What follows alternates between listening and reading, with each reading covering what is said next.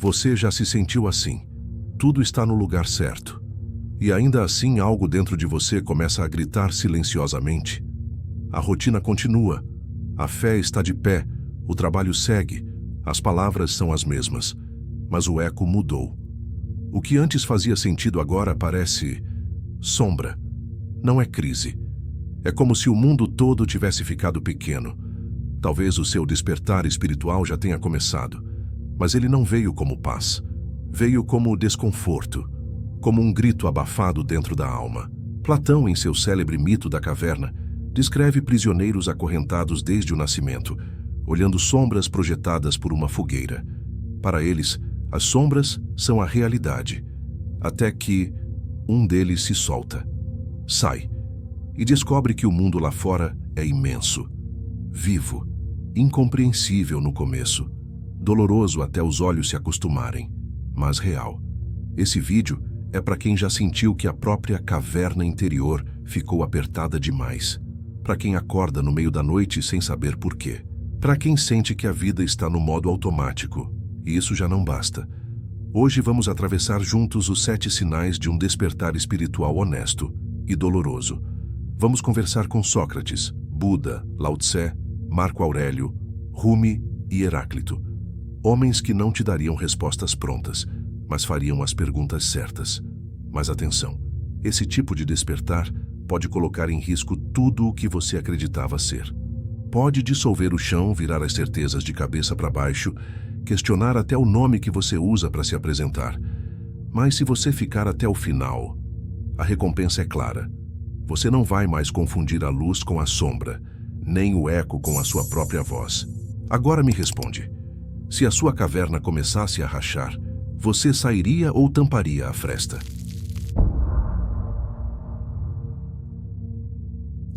Você já sentiu que tudo em sua vida está aparentemente certo, mas por dentro algo está errado e você não sabe nomear o quê?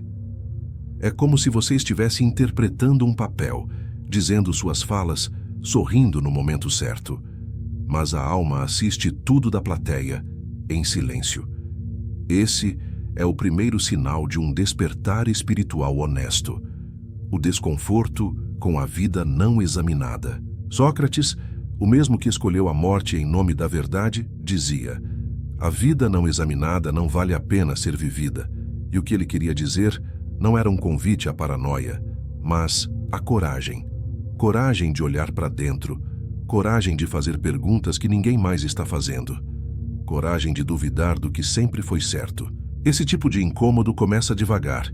Um tédio existencial em festas barulhentas, um cansaço com a conversa vazia, um silêncio desconfortável depois da oração que antes te preenchia. Você começa a perceber que está vivendo mais no modo repetição do que no modo presença. Platão ilustra isso com maestria na metáfora da caverna. Vivemos olhando sombras e achamos que são a realidade. Mas quando o olhar da alma começa a enxergar além, a caverna a aperta e a luz machuca. Esse desconforto é sagrado. Ele é o prenúncio de que algo em você não aceita mais se contentar com reflexos. Algo em você quer o real, mas isso tem um preço.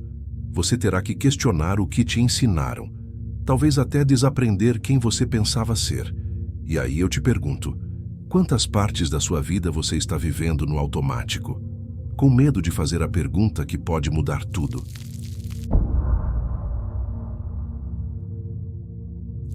Você já reparou como a gente passa a vida tentando evitar a dor, e mesmo assim ela chega? Às vezes, se disfarça de frustração. Outras vezes de perda, de ansiedade, de tédio ou da sensação de que nada é suficiente. Mas ela sempre vem, por dentro ou por fora, mais cedo ou mais tarde. Esse é o segundo sinal do despertar espiritual. Perceber que o sofrimento não é uma exceção, é a regra do jogo. No Dhammapada, Buda não floreia. A vida contém sofrimento. O apego é a raiz da dor. Só quem vê isso com clareza começa a despertar. Mas atenção, isso não é pessimismo, é lucidez.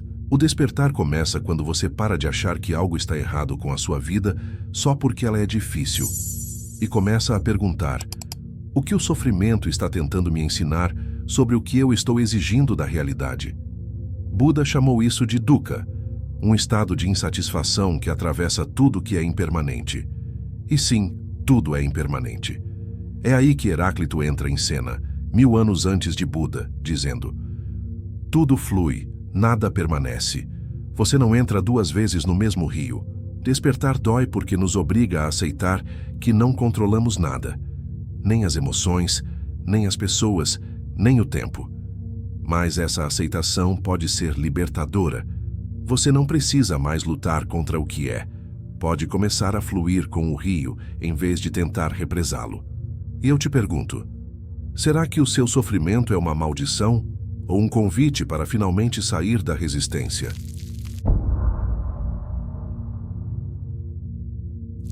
Um dos sinais mais silenciosos e mais profundos de um despertar espiritual verdadeiro é quando você começa a perceber que não é tão bom quanto achava, nem tão ruim quanto temia. Você é luz e sombra, ao mesmo tempo. Ama e julga. Busca a verdade, mas foge do espelho. Quer Deus, mas resiste quando ele te confronta. É aqui que entra o terceiro sinal: enxergar a contradição dentro de si e não fugir. Heráclito, o filósofo do fogo e do fluxo, dizia: a harmonia invisível é mais poderosa que a visível. O caminho para cima e o caminho para baixo são o mesmo. Ou seja, os opostos não são inimigos, são complementares, fazem parte da mesma dança. Mas a maioria das pessoas gasta a vida toda tentando apagar a sombra, negando, reprimindo, projetando nos outros. É mais fácil chamar o outro de arrogante do que admitir o próprio orgulho. Mais fácil dizer que foi atacado espiritualmente do que encarar o próprio desejo de controle. Mais fácil dizer "não sou assim" do que olhar no espelho escuro da alma. Mas o verdadeiro despertar começa quando você para de fugir da sombra e começa a escutá-la. Rumi, o poeta místico persa, dizia: a ferida é o lugar por onde a luz entra em você. Você não precisa lutar com sua contradição. Precisa dançar com ela. E se eu te dissesse que a parte de você que mais te envergonha pode ser justamente a guardiã do seu próximo passo espiritual?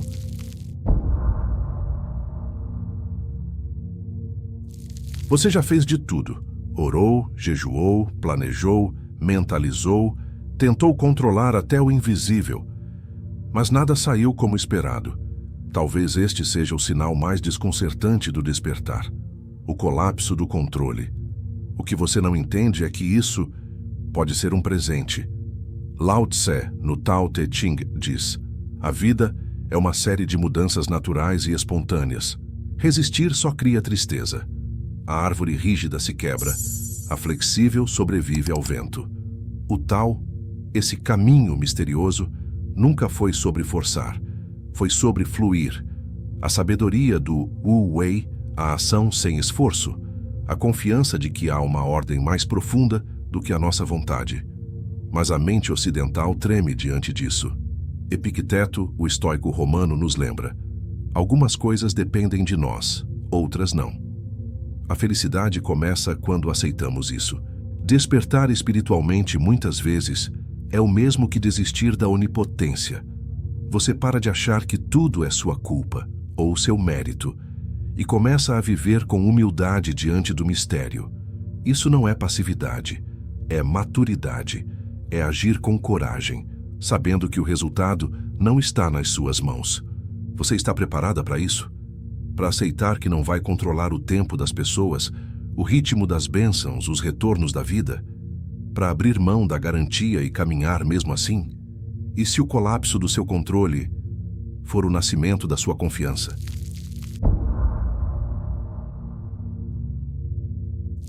Você está no mesmo lugar, mas não se sente mais parte dele. As conversas não te alimentam, as celebrações não te tocam. Até a espiritualidade coletiva parece feita de repetições que ecoam, mas não vibram. Esse é o quinto sinal de um despertar espiritual verdadeiro: a sensação de não pertencer mais ao mundo que antes era casa. É uma solidão estranha. Você não está isolado, mas está sozinho. Marco Aurélio, imperador e filósofo estoico, escrevia para si mesmo nas madrugadas: seja como a rocha que as ondas batem, mas permanece firme. O que é certo não precisa da aprovação dos outros para ser verdade. Ele sabia que despertar dói, porque te separa, não por arrogância, mas por coerência. Você começa a se sentir estrangeiro em ambientes que frequentava sem pensar. Parece que as piadas perderam a graça, os rituais perderam a alma, e a presença se torna um peso, quando antes era conforto.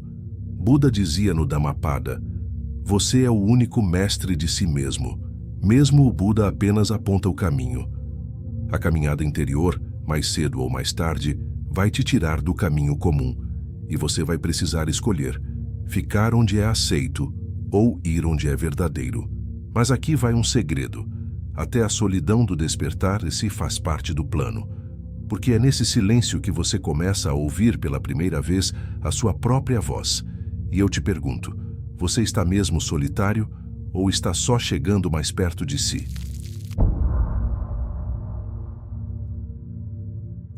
Você já percebeu como a maioria das respostas que nos oferecem não sustentam mais o peso da vida?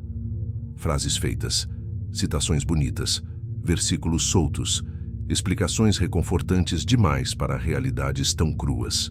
Esse é o sexto sinal do despertar. Nasce uma fome de verdade, e ela não se satisfaz com dogmas. Sócrates, no auge da sabedoria, dizia: tudo o que sei é que nada sei. E era nessa ignorância assumida que começava o seu saber. Despertar espiritualmente é começar a desconfiar das frases prontas. É sentir que repetir "é tudo vontade de Deus" ou "é karma" não basta mais. Você precisa ir além, sentir, investigar, desconstruir. E aí você começa a ler os textos antigos com outros olhos. Ouve os mestres com outra escuta. Não quer mais colecionar certezas, quer compreensão vivida. Buda dizia: não acredite em nada, mesmo que eu tenha dito. Só aceite o que ressoa com a sua experiência direta. Esse é o ponto. A verdade não é recebida. É revelada no atrito entre o mundo e a alma desperta.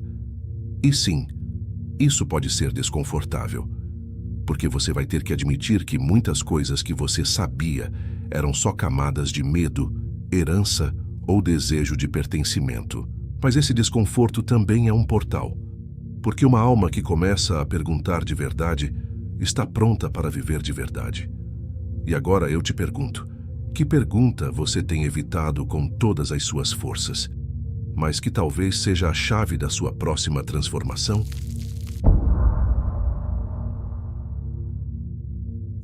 Você já percebeu que algumas das decisões mais profundas da sua vida não foram feitas com grandes rituais, mas no silêncio?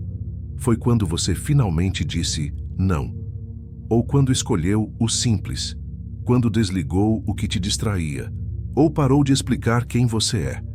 Esse é o sétimo sinal de um despertar espiritual verdadeiro. Você começa a viver diferente, mesmo que ninguém esteja vendo.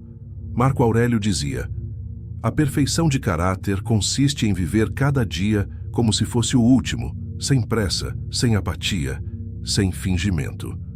Lao Tse ensinava que o sábio é como a água: desce, limpa, cede, mas move montanhas sem gritar. O despertar não grita.